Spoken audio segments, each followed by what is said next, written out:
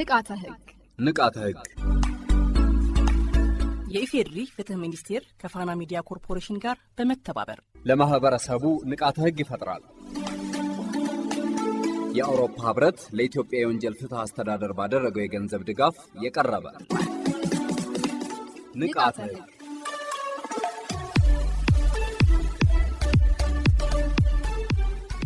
በዚህ ፕሮግራም የሚተላለፉ መልእክቶች የአውሮፓ ህብረትን አቋም ያንጸባርቃሉ ማለት አይደለም።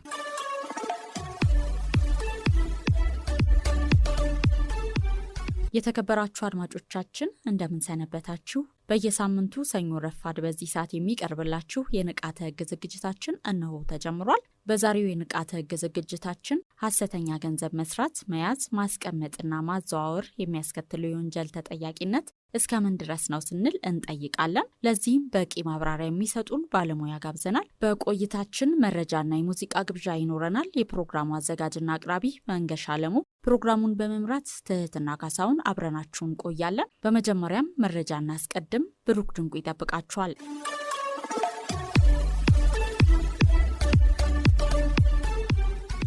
የወሳኝ ኩነት ምዝገባ ስርዓት በኢትዮጵያ የአንዲት አገር ዜጎች ከልደት እስከ ህልፈተ ህይወት የሚከሰቱ ወሳኝ ኩነቶች ማለትም እንደ ልደት፣ ጋብቻ፣ ፍቺና ሞት ያሉ ክስተቶች የአንድን አገር ቀጣይ የልማት አቅጣጫ የመወሰን አቅም አላቸው።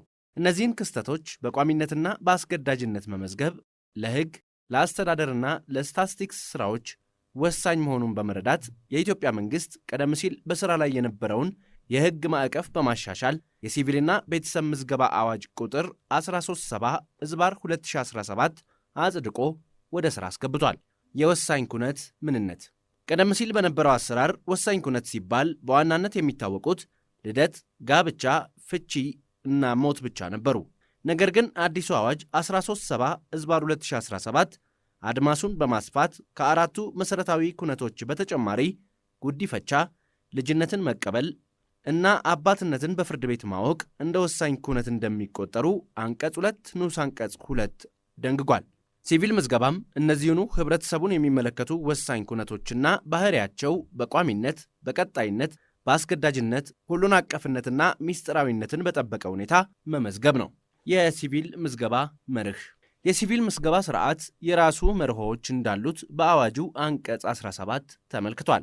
ይኸውም ማንኛውም ምዝገባ ለህጋዊ፣ ለአስተዳደራዊና ለስታቲስቲክስ ዓላማዎች አስፈላጊ የሆኑ ዝርዝር መረጃዎችን መያዝ፣ ምዝገባው በአስመዝጋቢው መደበኛ የመኖሪያ ቦታ ወይንም በተከሰተበት ቦታ መመዝገብ፣ ማንኛውም ምዝገባ ከአንድ ጊዜ በላይ ያለመመዝገብ፣ ማንኛውም አስመዝጋቢ ለማስመዝገብ በክብር መዝገብ ሹም ፊት በአካል መቅረብ፣ የክብር መዝገብ ሹሙ መረጃዎችን በክብር መዝገብ ቅጽ ካሰፈረ በኋላ ስለተመዘገበው መረጃ ትክክለኛነት አስመዝጋቢው እንዲያረጋግጥ የማድረግና ከአቅም በላይ በሆነ ችግር የሲቪል መዝጋቢው ምዝገባውን ማከናወን ባልቻለ ጊዜ አገልግሎቱ በሚያወጣው የምዝገባው ጊዜ ምዝገባው መከናወን ናቸው። የወሳኝ ኩነት ምዝገባ ቦታና ጊዜ።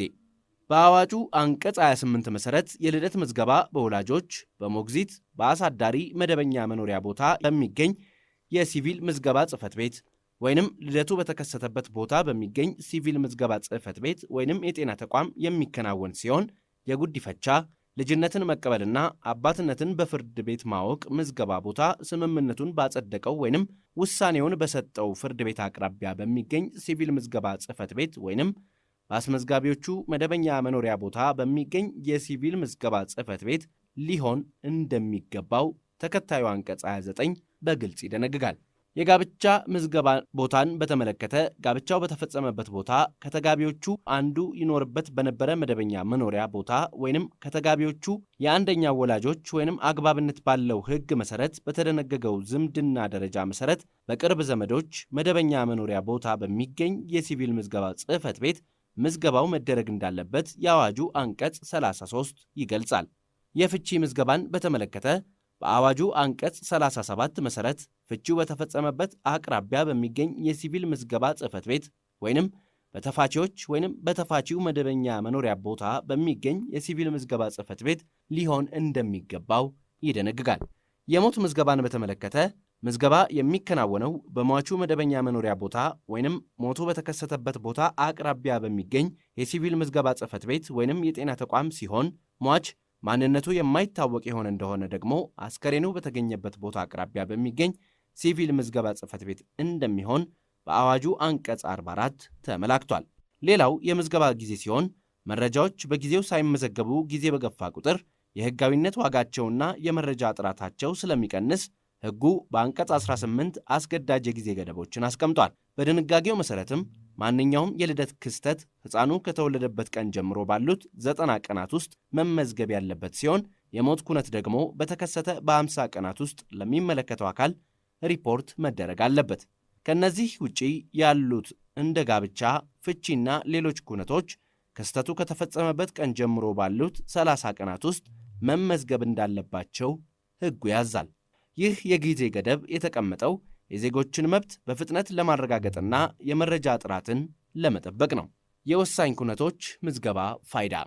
ወሳኝ ኩነቶችን ማስመዝገብ ዘርፈ ብዙ ጥቅሞች አሉት።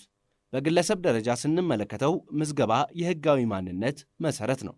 የልደት ማስረጃ የሌለው ሕፃን ትምህርት ለመማር የሕክምና አገልግሎት ለማግኘትም ሆነ ከሕገወጥ የሰዎች ዝውውርና የጉልበት ብዝበዛ ለመጠበቅ ይቸገራል።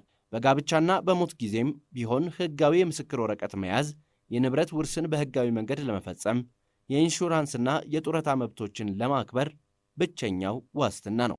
በሀገር ደረጃም ቢሆን መንግሥት ትክክለኛ የሕዝብ ቁጥርንና ስብጥርን አውቆ ፍትሐዊ የሆነ የልማት ዕቅድን ለማውጣት ትምህርት ቤቶችንና ጤና ጣቢያዎችን የት መገንባት እንዳለበት ለመወሰን የሚችለው ዜጎች ኩነቶችን በአግባቡ ሲያስመዘግቡ ብቻ ነው። ያለመመዝገብ ሕጋዊ ውጤት በአዋጁ አንቀጽ 18 ንዑስ አንቀጽ 2 ስር እንደተመለከተው የሲቪል ምዝገባ በድንጋጌው በተመለከተው የጊዜ ገደብ ውስጥ ያልተፈጸመ እንደሆነ አስመዝጋቢው የዘገየበትን በቂ ምክንያት በማስረጃ በማስደገፍ ማስመዝገብ ይጠበቅበታል። ንቃተ ሕግ። አድማጮች በመከታተል ላይ የምትገኙት የኢፌዴሪ ፍትህ ሚኒስቴር ከፋና ሚዲያ ኮርፖሬሽን ጋር በመተባበር በየሳምንቱ በዚህ ሰዓት የሚያቀርቡላችሁን የንቃተ ሕግ ፕሮግራማችንን ነው። አሁንም እስከ ዝግጅታችን ፍጻሜ አብራችሁን ሁኑ።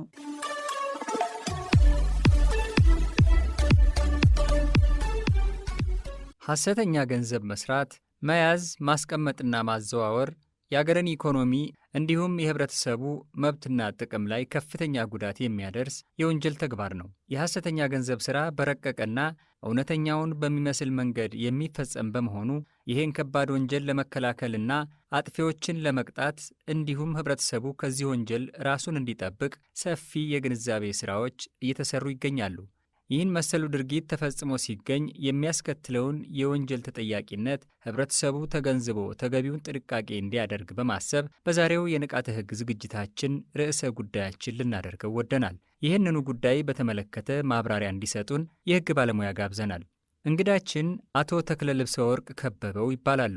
በኢፌዴሪ ፍትህ ሚኒስቴር የንቃተ ሕግ ትምህርትና ስልጠና ዳይሬክቶሬት ረዳት ጠቅላይ አቃቤ ሕግ ሆነው በማገልገል ላይ የሚገኛሉ። ለመሆኑ ሐሰተኛ ገንዘብ ምን ማለት ነው? በእኛ አገር ሕግስ እንዴት ይታያል? የሚል ጥያቄ አቅርበንላቸው እንዲህ በማለት አብራርተውልናል። ሐሰተኛ ገንዘብ ማለት ምን ማለት ነው የሚለውን ከማየታችን በፊት ሐሰተኛና ገንዘብ የሚሉትን ቃላት ማየቱ ተገቢ ነው። እንደ አውደ ጥበባዊ የሕግ መዝገበ ቃላት በ2016 ዓመተ ምህረት የተዘጋጀ መዝገበ ቃላት ሐሰተኛ ማለት ምን ማለት እንደሆነ ትርጉም ሰጥቶት እናገኛለን። ይኸውም እውነተኛ ያልሆነ የሚል ሲሆን በፍትህ አስተዳደር ስርዓት ውስጥም ወይም በሌሎችም ማህበራዊ፣ ኢኮኖሚያዊ እና ፖለቲካዊ ጉዳዮች ላይ በብዙ መልኩ ጠቀሜታ ላይ ውሎ ይገኛል። ገንዘብ የሚለውን ስናይ ደግሞ በተለያዩ መዝገበ ቃላቶች ትርጉም ተሰጥቶት እናገኛለን። በተለይም በአዲስ አበባ ዩኒቨርሲቲ የኢትዮጵያ ቋንቋዎች ጥናትና ምርምር ማዕከል በ1993 ባሳተመው የአማርኛ መዝገበ ቃላት ገንዘብ ማለት በግዥና በሽያጭ ሂደት ውስጥ በገዥና ሻጭ መካከል ተቀባይነት ያለው ብዙውን ጊዜ ከመዳብ፣ ከብር፣ ከወርቅ የሚሰራ የገንዘብ መጠኑ ወይም ወሰኑ በላዩ ላይ ቅርጽ ያለው ለመገበያያነት የሚዘጋጅ የገንዘብ ኖት ወይም ሳንቲም ነው በማለት ትርጉም ተሰጥቶታል።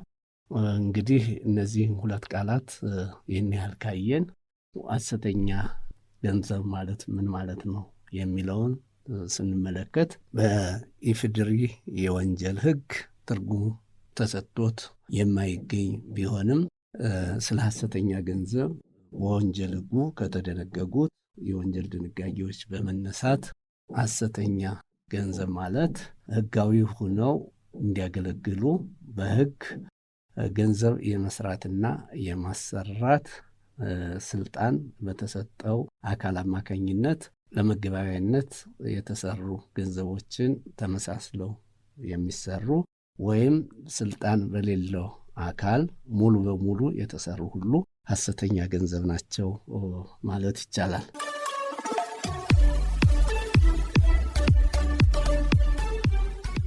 በፌዴራል መንግስት ደረጃ ስልጣንና አወቃቀር መሰረት እነዚህን ብሮችና ሳንቲሞች የመቅረጽ፣ የማተም፣ የማስቀረጽ፣ የማሳተም፣ የማሰራጨት አስፈላጊ ሆኖ ሲገኝ ደግሞ የማስወገድና እንዲወገዱ የማድረግ ብቸኛ ስልጣን ያለው ብሔራዊ ባንክ እንደሆነ በብሔራዊ ባንክ ማቋቋሚያ አዋጅ በግልጽ ተቀምጦ እናገኘዋለን። በእነዚህ ህጋዊ ገንዘቦች ላይ የሚጻፈውን ጽሑፍ፣ የኖቶቹ ስፋት፣ ቅርጽና መደባቸው እንዲሁም ሌሎች ልዩ ልዩ ጉዳዮች በብሔራዊ ባንክ እንደሚወሰንም የአዋጁ አንቀጽ 18 ያመለክታል። ህጋዊ ገንዘቦችን የመስራት ህጋዊ መንግስት ወይም የወከለው መብትና ስልጣን የተሰጠው አካል ነው።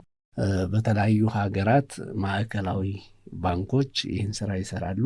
በሀገራችን ኢትዮጵያም እንዲሁ የብሔራዊ ባንክ ገንዘብ የማተም፣ የመቅረጽ፣ የማሰራጨት ወይም ገንዘብ የማሳተም፣ ማስቀረጽ እና የማሰራጨት ስልጣን የተሰጠው መሆኑን ተደንግጎ እናገኘዋለን። እንዳጠቃላይ እንግዲህ ስልጣን በሌለው አካል በየሀገራቱ የሚሰሩ ገንዘቦች ሁሉ ሐሰተኛ ናቸው ማለት ነው። ንቃተ ሐሰተኛ ገንዘብ ወደ ገበያ ገብቶ እንዲዘዋወር በሚያደርጉ ግለሰቦች አማካኝነት ቢሰራጭና በበርካታ ሰዎች እጅ ቢገባ የሚያስከትለው ጉዳት ምንድን ነው ብለን መጠየቃችንም አልቀረም። ሕጋዊውን ገንዘብ ተመሳስለው የሚሰሩ ሐሰተኛ ገንዘቦች ወይም የብር ኖቶች የኑሮ ውድነትን ያባብሳሉ።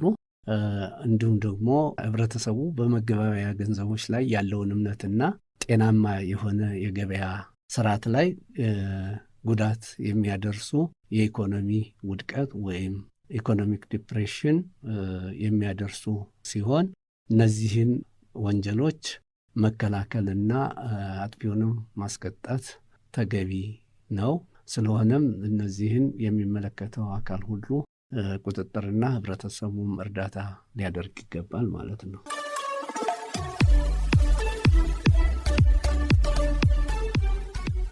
ሐሰተኛ ገንዘብ በመስራት በመያዝ በማስቀመጥና በማዘዋወር ወንጀል ላይ ተሳትፎ የሚያደርጉ ግለሰቦች የወንጀል ተጠያቂነታቸው እስከምን ድረስ ነው የሚለውን ጉዳይም አቃቤ ሕጉ እንዲህ አብራርተውልናል። ሐሰተኛ ገንዘቦችን መስራት፣ መያዝ፣ ማስቀመጥና ማዘዋወር በኢፌዴሪ የወንጀል ሕግ ከአንቀጽ 356 እስከ 362 በተደነገገው መሰረት የሚያስቀጡ የወንጀል ድርጊት መሆናቸው ተደንግጓል ማለት ነው። ስለዚህ በተደነገገው መሰረትም ይህን ሐሰተኛ ገንዘብ መስራት፣ የተሰራውን የማዘዋወር ሀሳብ ይዞ መስራት እንዲሁም ይህንን ማዘዋወር የሚያስቀጣ ነው። በተለይም ደግሞ በኢፌዴሪ የወንጀል ሕግ 356 መሰረት ከ5 ዓመት ያላነሰ ቅጣት የሚያስቀጣ ነው ማለት ነው። እንግዲህ መስራቱን ብቻ መቅጣቱ ወይም መከላከሉ መስራቱ ላይ ብቻ መከላከል ወይም ወንጀለኛውን ማስቀጣቱ ብቻ ውጤታ አያመጣም፣ ውጤታማ አያደርግም ማለት ነው። ስለዚህ መከላከል ላይ ማዘዋወር የመሰሩትን ብቻ ሳይሆን ማዘዋወር ተግባር የሚፈጽሙ ወንጀለኞችን ወንጀሉን መከላከል፣ ወንጀለኞችንም ማስቀጣት ተገቢ ነው ማለት ነው። ስለዚህ ማንኛውም ሰው አንድን ህጋዊ የገንዘብ ኖት ከፍ ለማድረግ የነበረውን መጠን ማለት ህጋዊው መጠኑ ይህን ያህል ነው ተብሎ የተቀመጠውን መልኩንም በመለወጥ ቀለም በማድረግ በመለወጥ እና በተለያዩ ነገሮች ዋጋው ከፍ እንዲል አድርጎ ያዘዋወረ እንደሆነ ከ15 ዓመት በማይበልጥ ጽኑ እስራት ይቀጣል። እንዲሁም ደግሞ ዋጋው ዝቅ አድርጎ ደግሞ ካዘዋወረ ከ10 ዓመት በማይበልጥ እንደሚቀጣ በኢፌዴሪ ወንጀል ህግ አንቀጽ 357 ላይ ተደንግጎ ይገኛል ማለት ነው።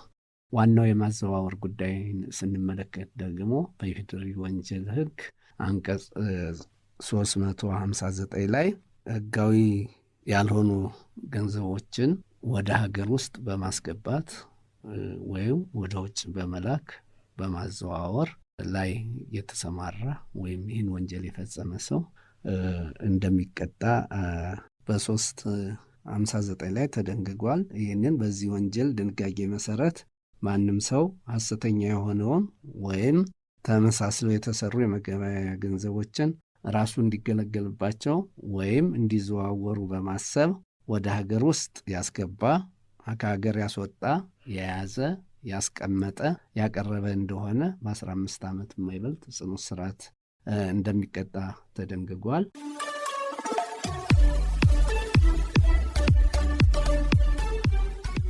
አንድ ሰው ሐሰተኛ የሆኑትን ወይም ወደ ሐሰተኛነት የተለወጡትን ገንዘቦች እውነተኛ አስመስሎ ወይም ከተወሰነው የበለጠ ዋጋ እንዳላቸው በማስመሰል በሀገር ውስጥ ወይም ከሀገር ውጭ ያዘዋወረ እንደሆነ ከ10 ዓመት በማይበልጥ ጽኑ እስራት ሊቀጣ እንደሚችል በግልጽ ተደንግጎ እንደሚገኝም አቃቤ ሕጉ በነበረን ቆይታ ነግረውናል። እንዲሁም ዋጋቸው የተቀነሰውን ገንዘቦች ሙሉ ዋጋ እንደያዙ አስመስሎ እንዲዘዋወሩ ያደረገ እንደሆነ ከ5 ዓመት በማይበልጥ ቀላል እስራት የሚቀጣ ይሆናል። ነገር ግን አንዳንዴ ተመሳስለው የተሰሩ ገንዘቦች በድንገትና ባልታወቀ ሁኔታ በግለሰቦች እጅ ሊገቡ የሚችሉበት አጋጣሚ መከሰቱ አይቀርምና በዚህ ወቅት ምን ሊፈጠር ይችላል የሚል ጥያቄም ለሕግ ባለሙያው አቅርበንላቸው ነበር። ወንጀል አድራጊው ገንዘቡን እውነተኛው ነው በሚል እምነት ወይም በትክክለኛው ዋጋ ከተቀበለው በኋላ ሐሰተኛ መሆኑን ወይም ዋጋው መቀነሱን እያወቀ ከኪሳራ ለመዳን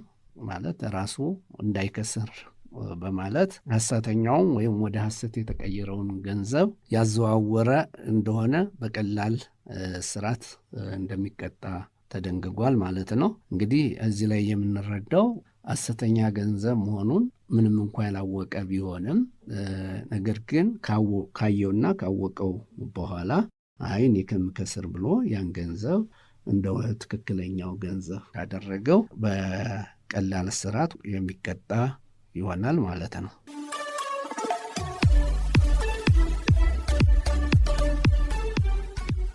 እነዚህን የሐሰት ገንዘቦች ከመስራት ጋር በተገናኘ ማንም ሰው አግባብ ያለው ባለስልጣን ሳያዘው ለገንዘብ ማተሚያ ወይም መስሪያ የሚያገለግሉትን መሳሪያዎች፣ ፎርሞች፣ ወረቀቶች፣ ሞዴሎችና መሰል ዕቃዎችን የሰራ፣ በእጁ ያስገባ፣ ወደ ሀገር ውስጥ ያስገባና ወይም ከሀገር ያስወጣ፣ ለሌላ ሰው ያቀረበ ወይም አሳልፎ የሰጠ እንደሆነ እንዲሁም እነዚህ ገንዘቦች እንዲሰሩ የሚሰጡ ትዕዛዞችን የተቀበለ፣ የፈጸመ፣ ያስፈጸመ፣ ለሌላ ሰው ያስረከበ እንደሆነ በሕጉ አንቀጽ 370 መሰረት በቀላል እስራት ወይም በመቀጮ ይቀጣል። በአጠቃላይ የገንዘብ ኖቶችን ገንዘብ ያሰኛቸው ወይም ትልቅ ዋጋ ያሰጣቸው የተሰሩበት ወረቀት የዋጋ ውድነት አለያም ላያቸው ላይ የሰፈሩት ምልክቶች ሳይሆኑ በማህበረሰቡ ዘንድ ያላቸው ቅቡልነት ነው። በመሆኑም የገንዘብ ኖቶች እንደ መገበያያ ሆነው በማገልገል ተገቢውን ሚና እንዲጫወቱና በአንድ ሀገር የኢኮኖሚ እድገት ላይ አዎንታዊ ሚና እንዲኖራቸው ከገንዘብ ኖቶች ጋር በተያያዘ የሚፈጸሙ የወንጀል ድርጊቶችን በመከላከል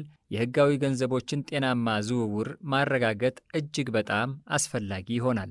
ስለሆነም ማንኛውም አካል የገንዘብ ኖቶችን አስመልክቶ ከሚፈጸም ወንጀል መቆጠብ አለበት። ይህ ሳይሆን ቀርቶ ወንጀሉን ፈጽሞ ቢገኝ ግን የወንጀል ተጠያቂነቱ ከላይ በተቀመጠው መሰረት የሚፈጸም መሆኑን መገንዘብ ይገባል።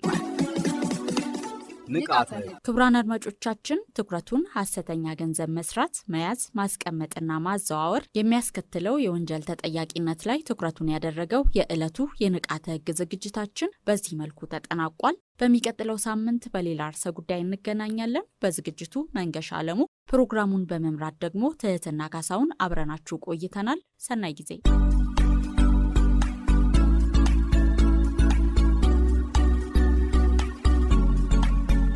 ንቃተ ህግ ንቃተ ህግ የኢፌዴሪ ፍትህ ሚኒስቴር ከፋና ሚዲያ ኮርፖሬሽን ጋር በመተባበር ለማህበረሰቡ ንቃተ ህግ ይፈጥራል። የአውሮፓ ህብረት ለኢትዮጵያ የወንጀል ፍትህ አስተዳደር ባደረገው የገንዘብ ድጋፍ የቀረበ ንቃተ ህግ።